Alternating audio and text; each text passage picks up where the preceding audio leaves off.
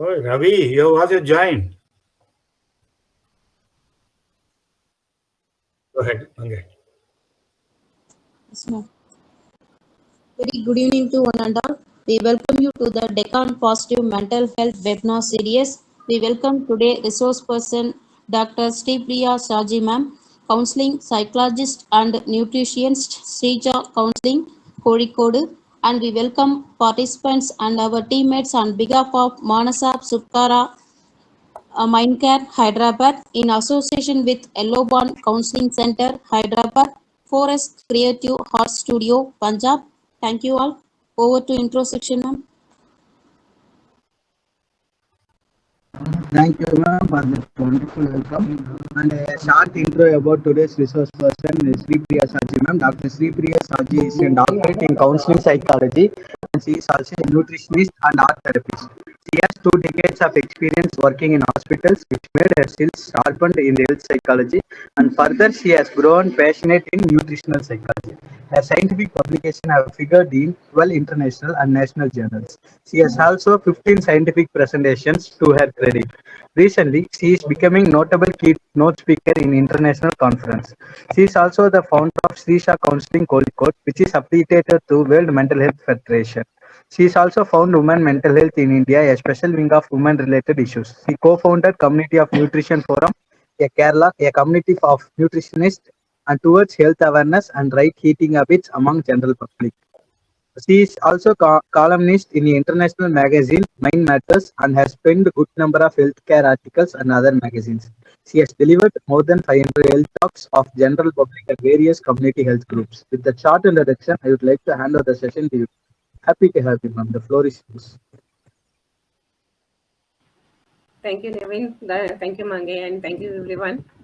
I'm very happy to be here on this special platform for the very special day on, like, in observance of World Suicide Prevention Day. Thank you all. Let me just give me a screen share. Can you view my screen? Is that visible? It is visible. Yes. So today's the topic is going to be hope after the storm. What do you think that hope after the storm? Which storm? For whom it is? Can we have a very interactive session? Mainly, I think you're referring to any major happening, uh, trauma or loss of dear one or loss of livelihood, things like that. If something happens, people will be definitely in the storm, in the sense depressed, lost, and things like that. Therefore, I Exactly. think you are going to talk about the after that, what to be done or whatever it is. That is what I'm thinking. Hope after the storm. Exactly. So, what anybody else want to say something about this? Come on, JS. So when everything is going smoothly, Huh. everything is going smoothly, suddenly something unexpected happens to you. Okay. Scoping up is one of the major issue when it something happens to you.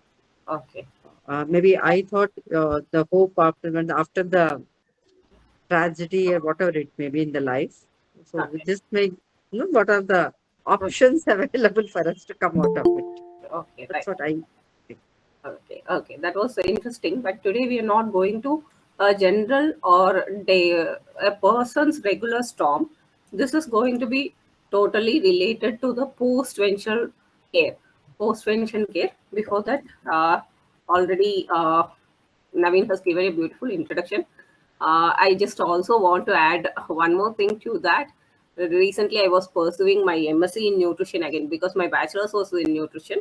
Since I'm into nutritional psychology researcher, I thought I should pursue an MSc also. So recently, I have completed my MSc in nutrition and dietetics also. The results just came yesterday, so I thought I should share my happiness with you all. And right, Good. to thank you, sir. To the today's topic, there are always two parties in the death. Any death, it will be like one party is a dead person, the other one is the bereaved survivor, and the tragic loss, especially natural death. Most are getting old, and death. Every death has a definitely grief will be there for the survivors. But the tragic loss, like accident, is different. And the most tragedy is suicide. See, looking up of our loved ones taking their own life. That is the very painful of all the deaths. Definitely everything, there is no like a degree of concentration or dilution in any, that grief is grief for anybody. Still, in the tragic loss of taking their own life, the survivors who left bereaved are always into a very pathetic condition. Why? Can anybody say why they are different from the other survivors with the natural death or accidental death? Madam, can I speak now, madam? Yes, sir, please. This is Bhanu Prakash from Hyderabad. Yes, sir. This is regarding late marriage of boys. Ah, One of my relative is now in US, madam. okay. He is getting delayed his marriage even after 32 years. He is not telling properly Hmm. whether he wants to go for marriage or not. He is prolonging and postponing, and we don't understand why. What may be the reason? That is the question I want to ask you, madam. Okay. That maybe we can take that as a different topic after this session, sir. Yeah. Definitely, we'll discuss that a later part. But now the question of this is, why do you think that the survivor of the suicidal victims or suicidal persons, why is this survivors has to be taken with more care? Can anybody say? I'm Quite sorry. often we hear the family members also attempting a suicide Hmm. after the death of the near and dear. It's Yes. very close to the person, is very close to the heart. So obviously, the survivor needs an extra care and an attention to ensure that he gets back to a normal life. Okay, that's the one right reason. But the when there is an accident or when there is a natural death, the survivor doesn't follow this. It is not a contagious process. But when they have the victim has witnessed or been closely associated to the process of death here, their post trauma is getting heavier and they are getting into the different kind of altered depression, like there must be guilt, there must be a question why, the unanswered question why is going to haunt them forever. So these kind of things are leading them into the again major depression, and this becomes a contagious process, and there are more chances they end up in suicide. There is a statistic which says that one suicide is followed by 365 suicides. That is what the WHO statistic says, that one every suicide is followed by 365 suicides in the same pattern. This is where the post-vention care becomes very, very crucial. That is why these survivors are different from a survivor of natural death or survivor of accidental death. What is this post-vention? Post suicide care, always it is a prevention, intervention, and postvention. So we all know that process. Postvention is the provision of crisis intervention, support, and assistance by those who are victimized by the suicide. They are affected. They are strongly affected by what had happened. The sudden trauma happened in their life. At some time or some point, this post-prevention care becomes prevention care also, because when you talk to the person or the attendee or the survivor, there are more chances of depression, major depressive attack, or post-traumatic stress disorder. So when it is recognized and it is taken care of, the risk of them committing suicide is reduced. So postvention can be evolved into prevention at some point of the time. So postvention is a very simple word derived from the word post, meaning after, and intervention, postvention. It encompasses a very important professional care. Any suicide or any kind of death followed should be navigated to the any death, normal natural death or accidental death has a path of grief and healing. We say that The grief of any death is 1 year, no? 3 months to 3 months, still it is a very strong grief period, followed by it is a healing period starts, isn't it? So here there will be first, more than the grief, there is unacceptance, denial. How is it possible? How can my loved one do that? What is the reason? Why they didn't tell me? And all these questions will be the very haunting. The very normal intuitive questions become a very haunting question, haunting nightmares. It will really make them, why they didn't tell me that they suffered this. This is another important question. Most commonly, if a friend dies also, every friend will say, no, I can't even believe this. This kind of shock is the first initial response to the any survivor. So from the shock, denial, they will not accept. Sometimes they will say, no, no, no, this is not possible, this will never happen with my friend's case or my wife's case or my husband case. I don't believe. Sometimes even these survivors will go to the extent and say, it's like for example, if a girl has committed suicide, the immediate family members will say, if she's dying from her husband's house, they'll say that they murdered her. So these type of reciprocations will be very shocking revelations, and there will be like hauntingly, why this, why will be haunting them for at least minimum of 1 month to 3 months period, and then they will go into the grief, then only the healing starts. So the shock and the denial is the first process here. So why is this post, what is this post-vention care? This is to facilitate the grief of the loss of the survivors, because they are very going into the very crisis ship. It is not a very normal process, or it is not a protocol or something which they can overcome, or not as just sudden shock. This is going to be a very long grieving process, and it also may have the impact on the survivors to do the same. So the reduce the negative behavior from the survivors. Sometimes even most of the times, if there is a celebrity loss, we can hear immediately, like so many people has followed the suicide. That is also happening in the normal cases also. It doesn't, the person doesn't need to be a celebrity. Even in the normal cases, even after the exam results, if there is one revelation of suicide, there will be a pattern followed. So this negative behaviors should be reduced. That is why post-vention care is very, very important. What are the most common goals to achieve is support the grieving process. Most commonly people says, okay, in Tamil Nadu they commonly say, uh, போனவன் போயிட்டான். That cannot be said or done with that. It is not a very simple process for the person who lost, whatever may be the age of the person. It cannot be easily said. And the goal, very important goal, is prevent the imitation and re-establish the healthy atmosphere. Because any area, for example, if it is in a community or in resident apartments, you can see the atmosphere repeats. So, re-establishing all the very dull and hollow situations should be re-established with the healthy atmosphere.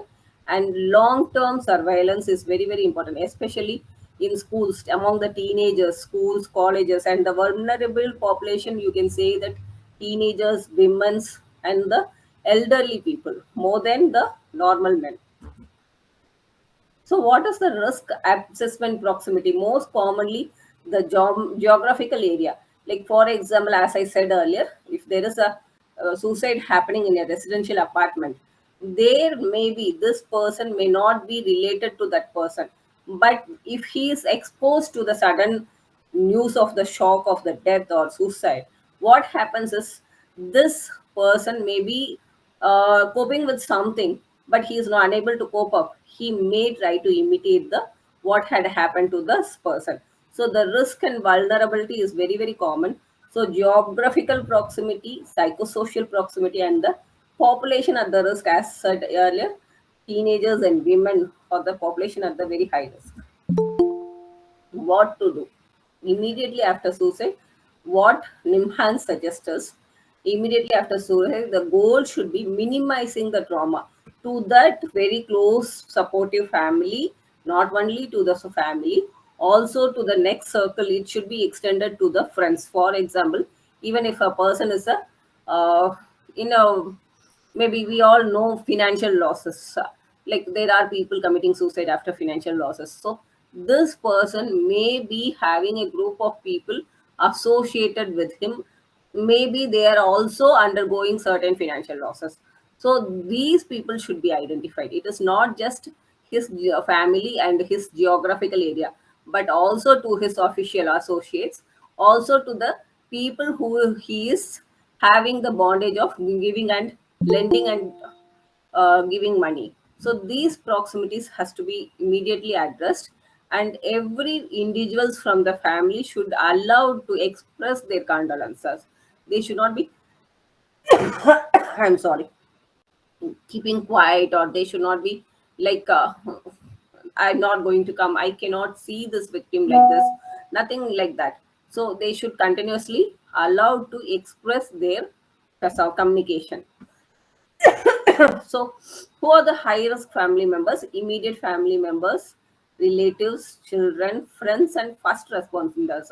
There are most of the times, no, what happens is the first responders may not be totally involved into the case, but if they have seen this, for example, if someone seen somebody hanging or somebody falling from the height, what happens is they also undergo a post trauma. This also has a greater impact of causing morbid depression. So they also should be addressed and taken carefully into the counseling session. Colleagues at workplace, individuals connected with the person and has the history of suicide. There are sometimes we may miss, for that recently we had a suicide in a colony. So in that colony, everybody said this person is totally not associated with that person, but that person has already has some mental ailments, and she had been attempting suicide previously, but she followed it. So these kind of people are very vulnerable and they should be addressed immediately. The close proximity circles has to be, the risk circle has to be assessed, and especially children should be handled very carefully, because sometimes or most of the times when we see this, even the parents suicide, people will strongly so, no, no, no, my child has not seen that, you need not take her into counseling, because we have a stigma always associated with counseling, no, more than the victim mentality or grieving mentality. We are very much worried about sending them to the counseling. So children has to be carefully taken into counseling. They should be very extremely challenging, because they won't reveal, they couldn't even comprehend what had happened to them recently. That is the very difficult part. They might not have seen, but they have heard different versions what happened. So they will be associating and they will be visualizing or perceiving things on their own level of intelligence. So there, your words and your terms of uh, speech matters a lot. So they has to, their own way of coping is totally different from what an adult associate or what an adult does. So their, our communication style should be totally different, and they should be carefully handled survivors. They are very important survivors. They must be given post-tension care. What is very important in post-tension care is communication skills, and in this communication skill, the very very important skill is hearing what is isn't said, what is not said. That is a very important thing about communication skills in post tension or any kind of grief care. So addressing communication skills to say and do, most commonly in our society, especially in South Indian society, we immediately somebody step in and ask, what happened. We know what happened. Why is that question repeated? How it happened? What bothers you? What matters you? Why do you want somebody to repeat on the traumatic situation? So avoid such questions. Be an active listener and allow the person to talk on what has happened, and let them process on the things. Just listen, and listen carefully the areas they avoid or they are not able to express out. There are certain areas when their grief will go to the extreme and they will swallow the words. For example, when I went to a child who is just 15 years, she said, like, it had happened after, then she'll give a pause. There is something happened, but I should not be interested in what had happened. I should listen to the child, how the child is able to cope up or process on what had happened. So that kind of active listening is very important. And times we have to tell. Sometimes no, after a teenage suicide or maybe a well built person, everything is pakka. He's suffering into depression for a long time. The no smiling depression cases, no, the family will totally be like having no idea what happened. They will be continuously why this happened. So there we can tell them there are different types or illness out there. It is okay, but we cannot tell them what happened to your son is okay or daughter is okay. But we can say that what happened we need not get into. We have to accept what had happened. There is what explaining the different models of suicide, and we should be totally non-judgmental. Sometimes even some of the suicide victims, especially in cases of alcoholic dependent people, no, once they are even drug addicts, the attenders will be totally into uh, guilt. They'll say, I could have done something. There we should be totally non-judgmental. Nobody can have done something to stop any suicide. Totally it is a minutes of thing. But only thing is they must have gone to counseling or treatment earlier. Here the attender will be like survivor will be continuously having their own self guilt. What could have done by me? So there be non-judgmental and give them a supportive approach. And very important, prime your words. Use every single word very, very carefully. Never even say or like cause a more guilt, or even don't blame the person who died. Both are very important. Sometimes what in the case of alcoholic, recently I had a case like that. The wife was the survivor, wife and daughter was the survivor.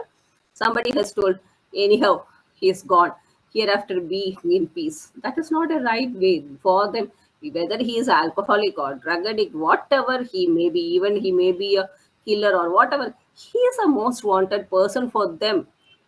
So we cannot blame anybody. We should be very, very non-judgmental, and we should use a very appropriate language. And very important thing, most of the cases, we should support the family how to go about their daily chores. That is the very important thing. Most commonly what happens is if the head of the family or the son of the family is lost, sometimes if that is a teenage son or a middle-aged son, the parents will be totally bereaved. They could not even think what next. So there we have to step in and tell them how to move about the daily life, what to be needed to be done. And as I said earlier, never give false hopes.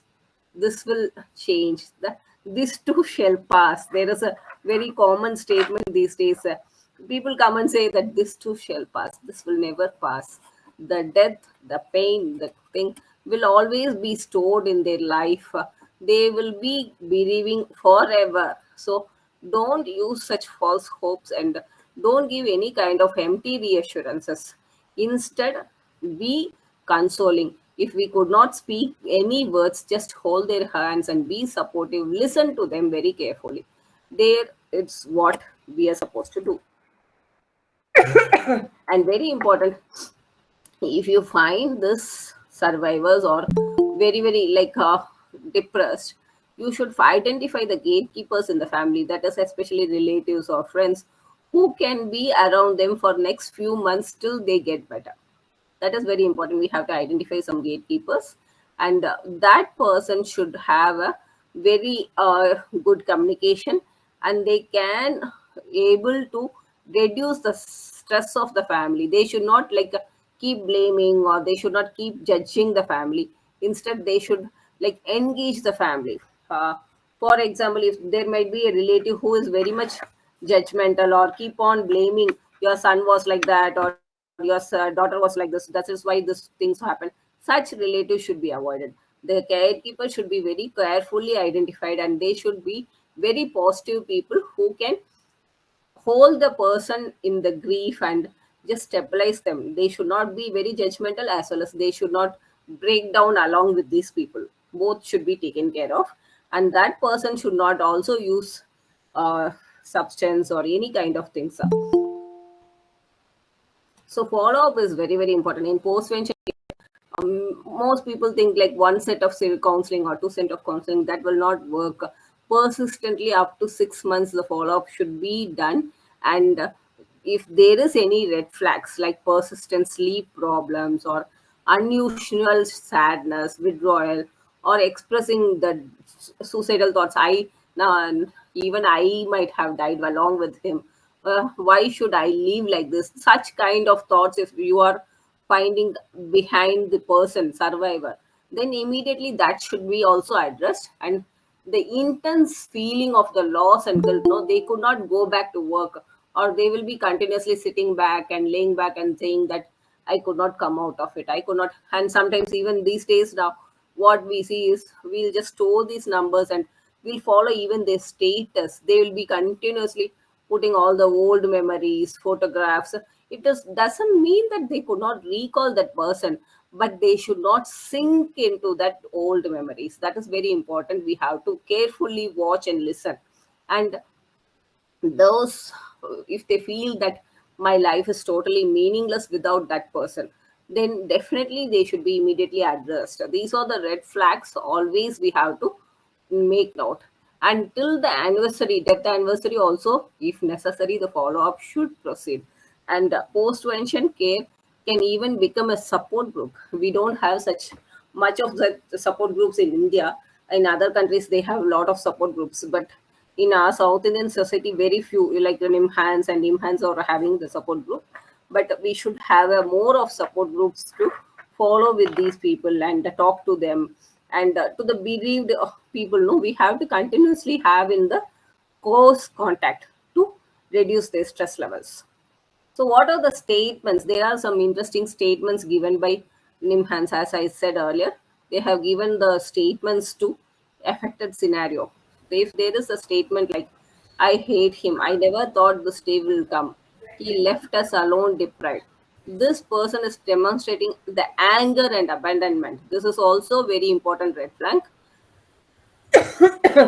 There you should not go and say that, yes, yes, how can he do like that. Such things should be avoided. Instead, we could not comment anything. We should just keep our like I'm sorry, we should keep our opinions away, and we should only listen to the survivors anger and abandonment. Their anger should also be reduced, because that is not a anger, that is a immediate loss response. That is a kind of, I'm totally abandoned, what will I do now? So this kind of abandonment is making them feel more furious. It is not actually they are angry. Okay. So the next statement, next example is, I don't know what happened. She called me yesterday and wanted to meet, but I could not. If I would have met her, I could have stopped it. It is on me. This is a kind of guilt. Most commonly, friends or relatives say so. Even parents say, sisters say, like my sister called me yesterday, but I couldn't go and attend her or see her. If I have been there, there is nothing like that. That cannot be the single person's guilt. That has to be made, that survivor should made understand that there is no need for guilt. But here, when the person survivor is continuously saying that, better stay close with them, be supportive, and let them keep calm after certain period of ventilation. That is very important. The period of ventilation we give, no, that is very, very important period for any survivors, because they have lot of the things running to, as I said, why, what, when, where, all these things. There are so many questions behind their scenes. So allow them to ventilate what all they think. That is very important. And another example is also there. It's been 8 months since the daughter has died. He left his job, stays alone, and not willing to join work correctly. So this kind of people, no, they will be totally lonely. They don't go and get along with people. They will be like away from everything. So such people, we have to establish contact and encourage them to come back to the professional help. That is very important. because when they are going lonely, that means they are behind the post trauma, they are going into morbid depression. The initial one is abandonment or anger is the initial furiousness, but getting away or keeping themselves isolated is they themselves got into morbid depression. So this is the red flag areas we have to identify.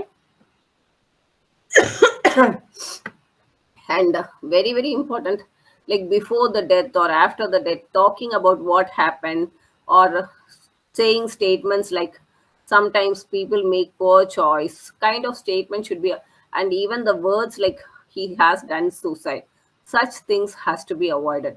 And when there is a kind of friction, for example, if the person has committed suicide after familial issues, or even after a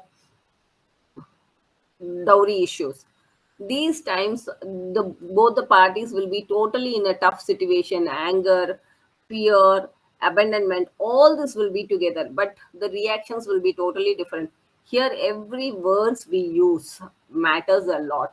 So the post-vention care is very very important, because post-vention is needed for the victim who lost. For example, if the parents is died, the child will feel that the child is abandoned. Why there are so many children, they will have one question: why did my father left me alone here? That is what they will have, that fear of abandonment. So the same thing happens with even the mother's loss. When it is a husband or wife, again the same kind of fear of abandonment will be there. When there is a financial loss, there will be a continuous question, and there is a drug abuse victim or suicidal victim or any kind of other reasons, there will be a kind of guilt. I could have stopped this. How can I have stopped this? Such things has to be, the kind of guilt and all those things should be allowed to ventilate it for a certain time, and then you should give them a maximum period of uh, consolement. The process of postvention should go like this: give them the time to ventilation, then goes the grief counseling, then goes after the grief counseling, we have to give a gestal therapy, and we have to give them the contemplation stage. They have to accept the things what had happened to them, and from the post traumatic stage they should come out of it, and then finally we should give them CBT. So this is how the therapy works. Any questions?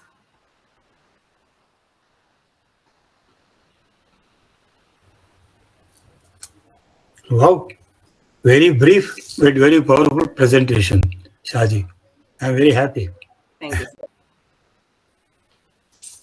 sir. Actually, my source is from Nimhan's suicide prevention care. Very good, very good.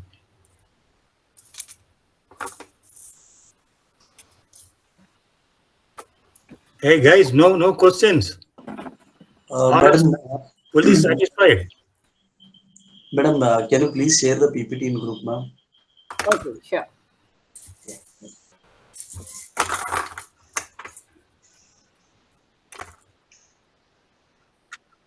Is there any experience sharing kind of like we had any plans like that, and experience sharing is there? Shaji, somebody has raised some questions, Huh. not much related to the topic, but if you can answer, please answer. See the message box if Okay. possible. And also, Bhanu Prakash asked some question. You said you will answer it at a later time. Okay. These two, if possible for you, try to. Definitely, sir. I'll look into that. In the question in the chat box, thank you for the congratulations and nice session. Thank you, ma'am. In case a couple in a relationship lasts 4 years, but right now in between there is something that went wrong, but they don't want able to find the causes of the situation. They also blamed to each other and say, "You don't understand me." How we can counsel this type of couple? Okay, this is totally different from today's session. It is a couple therapy session. So in the couple therapy, most commonly that initial years of relationship issues, we can like say that initial years, midlife crisis, and end stage. Mostly the end stage problems are very, very less if that is unresolved in the initial or midlife crisis. So initial years of crisis commonly happens with interpersonal skills, and next is this communication skills, financial reasons, and very, very important, there is sexual dissatisfaction or the childbirth issues. These are the very major reasons of the initial years crisis. Here, the situation says that they blame each other and they say that you don't understand me. So, this is either falls under the category of interpersonal skills or communication skills to me. Okay, so first I'll assess their interpersonal ability, how they communicate with each other, and have them to sit. And there is a expectation, marriage expectations, and kind of what they expect from the partner. This is a very common. What is the expectation disparity? So this has to be assessed, and Then, yes. oh, So after that, with their level of communication and interpersonal ability, we can talk to them further. Am I right? Seniors were here. Absolutely, you're absolutely. Thank you, sir. So Bhanu Prakash sir also had another question, isn't it? Bhanu He Prak- said that Bhanu Pratap sir. Okay. He said Hello. that yes sir. Sorry, ma'am. Sorry to interrupt, ma'am. Okay, then I can proceed, right? So his question was like his relative boy is not willing to get married, and they want to find out the reason. So there are, like, very commonly there are few reasons. First reason, what every one of us think is they must have different affair, isn't it? So today it is not only just different affairs is the reason. Their gender issues are the reason. Their financial, the children today are very competitive and they have their own goal set. So until they achieve that, they are not ready to get married. There are their own ambitions and their own styles. So what is stopping him has to be understood from his point of view. We cannot, like, straight away forcefully. Even I had recently a girl who is 28 years old, and the parents were very much worried that she is not willing accepting any marriage proposals, and she was continuously concentrating in her education. So after talking to this girl, she said she has some kind of mentally, she has seen her sister had a bereaved marriage, and her sister was cheated on. These kind of things were affecting her internally. So these things also is happening in today's lifestyle. So we have to talk to the particular person in person. Otherwise we cannot, like, give a wild guess or our opinions. That will be very bad. But today children are very really, they have like, I am seeing so many people coming and saying, ma'am, I have so many ambitions, I want to, like, fix it up. Before that, I don't want to get married. To some I'll say that, okay, this is a limitation, you have to fix. Your ambition has to be stopped, and your even family life has to start from here. To certain cases we cannot say that. So that particular person, you have to be non-judgmental, because sometimes even gender issues are coming up these days. Children are ready to open up their gender problems. So we have to be very, again, every cases we have to be very non-judgmental, and we have to wipe our generational mindset, and we have to wear the new cap. Their generation mindset, even I say, including me, I'm 40, but if I see a 30, they are totally different person. 20 is another different issue. So we have to become, like, get back to the present scenario. That is very important. I talked to my three granddaughters. They say every 5 years there is a generation gap. Because of the knowledge explosion, Google and all those things, they say they are different from us. 5 years gap. Previously, we used to talk about father, mother, daughter like that. Now things have changed. I'm very happy to see Dr. Pratap Reddy, founder of Dhruva Management College. I think I'm seeing him in first time. Pratap Reddy sir, up hai? Dr. Reddy sir. maybe. Okay, continue. Actually, somebody, Mahesh W. raised Yeah. his hand. Ma'am, I have one case. She is a 23-year-old girl. She had an ambition of, going for MBBS. She scored 86% in PUC science, but she did not get free seat, and she was willing to go even abroad, but her father was not affordable to pay the fees for her MBBS course. After that, she was not interested in engineering. She went to BSc, PCM, I think. Then after that, she is not doing well. She is depressed, and she always thinks about medical.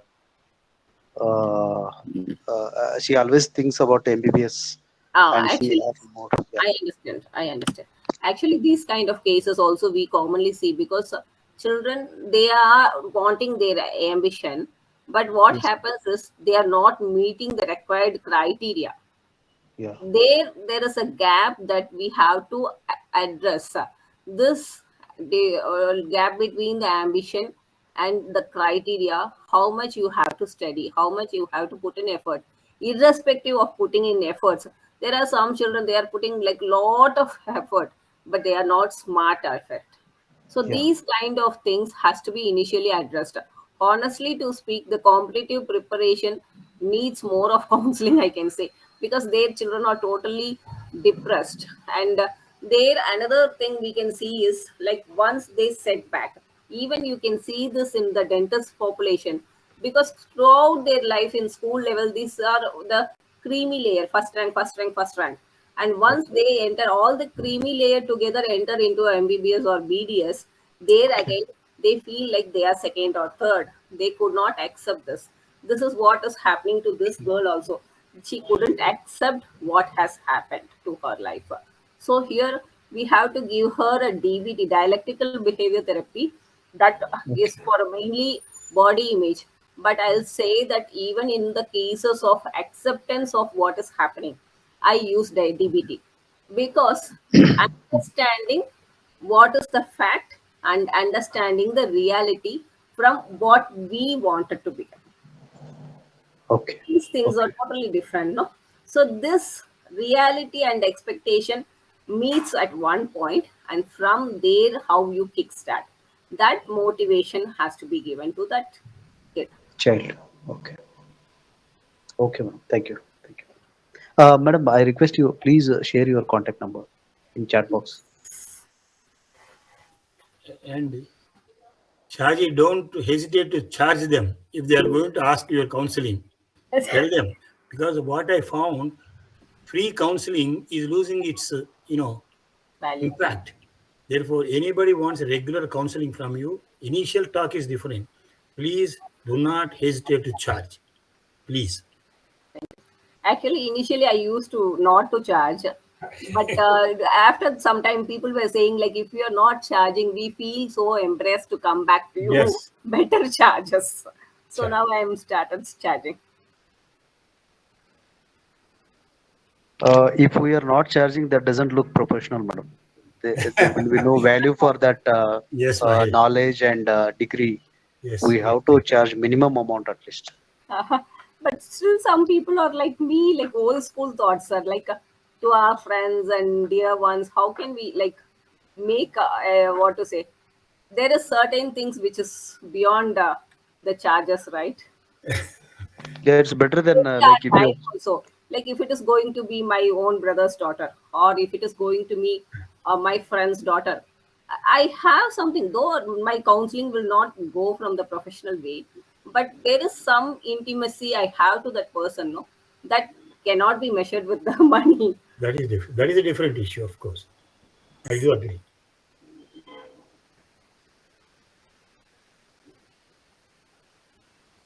Anybody, can you please share your like suicidal or suicide attempts cases or any post-vention care you have given? Though I know it is a 1 hour session, I reduced the session because I thought we should have some experience sharing also.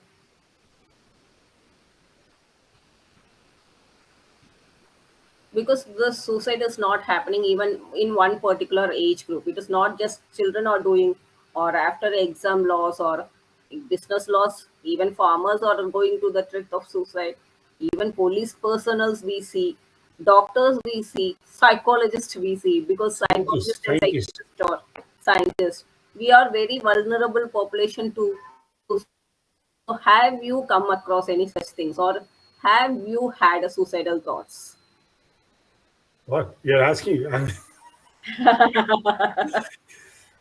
Sometimes it happens, even for a normal person. Occasionally, that thought comes, and you should be in a position to laugh at it and deal with it instead of getting into the deep into that and getting the depression. Most of the time, if we know how to laugh at ourselves, some of the problems can be solved. Yes. Oh, I got the suicide tendency. Thank you. Not that I'm not asking you to take it lightly, but at least as an adult and grown up and having some knowledge of these things, we should be in a position to laugh at ourselves. That is what I know. Another thing is we have to understand that, accept that getting suicidal thoughts or depression is not that only to a mentally sick person. Yeah, Any normal person, to any kind of events, they may feel. they may They get. may feel. In my life, I had a situation. Uh, it was I had fertility issues. So after my IVF, I got conceived with twins. That is third set of IVF only. I got conceived with twins, and that I lost in stillbirth, 27 weeks. Like almost everything was okay, and we were thinking that everything is going to nourish well. That was the end of the day, and that was totally, I was in August situation. I couldn't accept what had happened. I could not even believe that the child is already lost. That moment I felt like, should I, how can I survive? I don't even, I cannot say that it is a suicidal thought. I just feel like getting out of hospital and going away. I just walked out of that labor room, and that was a midnight actually. I was walking out of the labor room without anybody's knowledge, and I was just walking out of the corridor, and I saw my mother and my mother's sister and my husband were lying down, and all the entire family. I could then only I could recollect my entire family is, if they are go, they have to come back, I have to stay there. If I have to get a child, I have to be alive. That was a moment. I can't say whether it is a suicidal thought, but I was without my sense. I was walking out in this corridor, and what made me to turn back also I don't know. But there are situations that happens to any human being. Anybody can turn to either dark side or light side. That minute of emotions, how do we cope up? That is the most critical question. That is where what we are supposed to do is physical, mental, emotional, spiritual. This four health we have to keep on concentrating always. Physical health through good sattvic food, mostly preferable. I don't say go against non-veg. I'm a non-vegetarian, but what I say is don't go for high junk. That is high fat, high sugar, high salt. Those three will not keep your conscience close. So always have a limitation, mindful in eating.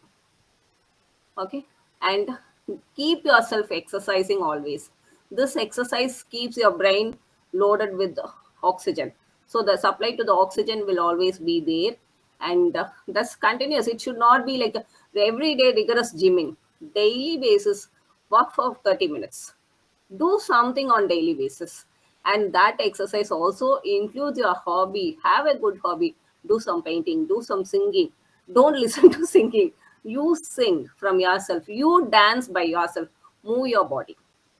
That is one other thing. And mental health, always keep calm and keep analyzing. That doesn't mean that every time you have to go back and analyze every day, but at the end of the day, get satisfied with what is the volume of today. Yes, today this much I have achieved. I was better than today, yesterday. That will make you mentally fit. And then emotional health, don't be always an outburst. Think before you react. Respond, always respond, so the emotional health will be in good control. Why should I talk now? Why should I react now? Why should I shout now? Whether I shouted is right or wrong. Just it takes hold for a 1 minute, your entire reactions will change. So that is that emotional health. Spiritual health, definitely, whatever may be your belief, whatever may be your prayers, keep spending at least 10, 20 to 30 minutes in a day for your prayers. That will make your tranquil very better person. So that in a very crucial phase of life, like I said, this situation, I didn't decided anything. It happened. But what happens is, because we were constantly into good things, you will be turned into the good path. This is the simple way of spiritual health. Continuously, if you are keep on praying on the difficult situation, you will be holded by your prayers. Not somebody will come and hold. Your prayers will hold you. The words, the belief, because continuously praying, you will say the positive word only. No prayers has a negative word. Have you ever listened to the prayer? There is no negative word. I can be better. Nothing like that. The prayers always says that you are very mighty God. So always every prayer has only positive affirmation sentence. So that is enough for the affirmations. So these constant things will keep us away from the suicidal thoughts or suicidal mindset. And even in the difficulty, the coping can be achieved. Only three things I will add, Shaji. Walking, pranayama, meditation. These three also should be there, a part of your regular life. Yes. Whatever you said, I am just adding these three. And Thank most important is always have a good company, good friends with whom you can share. Even your suicidal thoughts you can share. What I'm saying is you should be in a position to lean on somebody's shoulder in case of necessity. You may not have 10, 20 friends. Like that, 3 to 4 friends is enough for you. Regular interaction with friends will be always better. Exactly, Go sir. ahead. Mahesh, you want to say something? You came suddenly on the video. Yes, sir. I joined little late. Doesn't I matter. think yeah. Okay. Sunanda, floor is yours. Who is saying this? Oh, uh, Shaji, It's a wonderful wonderful session. session, Srija. Uh, Srishana. Sri Priya, Sri It's a Priya. no, no, wonderful Shaji, Shaj. Sirisha Council. Jyoti, you give the, Jyoti, Vote of you give thanks the, only your part. I don't get okay. You see, but it's a wonderful session. It's a thought-provoking session, in fact. When actually, I you're was not asking very me, sure whether I'm going to attend fully because my granddaughter has come. But luckily, she is spending time with the friends. Wonderful, beautiful session. And every single point you made makes an impact. Therefore, we loved this session. And most important is you gave a lot of time for interaction. Thank you very much, Shaji. Thank you, And sir. on behalf of the Manasa Subakara, DPMH, Yellow Pond Counseling Center, and I have forgotten the four square art or whatever it is. On behalf of all the participants, we are highly thankful to you. Hope to see you again. Once in a quarter minimum, you have to come and address us. Thank you so Thank much. you. Thank you, Shaji. If I happen to Kozhikode, I'll come and visit you for some time. Thank you. Thank you, sir. Mahesh, you want to say something? Sorry, ma'am. Where do you put on, madam? Your Kozhikode. clinic? Kozhikode. Kozhikode. Sorry. Kozhikode. Okay. Kerala. Okay, madam. Okay. Thank you. But I'll be anyhow, in touch with give you. the contact number, Yes, sir. Mahesh. Yes, You sir. can put it the contact number in the Yes, messages sir. so that I Mahesh have will make. noted. I You have have noted? noted it, sir. Okay, Yes, thank sir. you. Thank you once again, Shaji. All the best to you. Thank you, all the participants. Thank you. Thank you.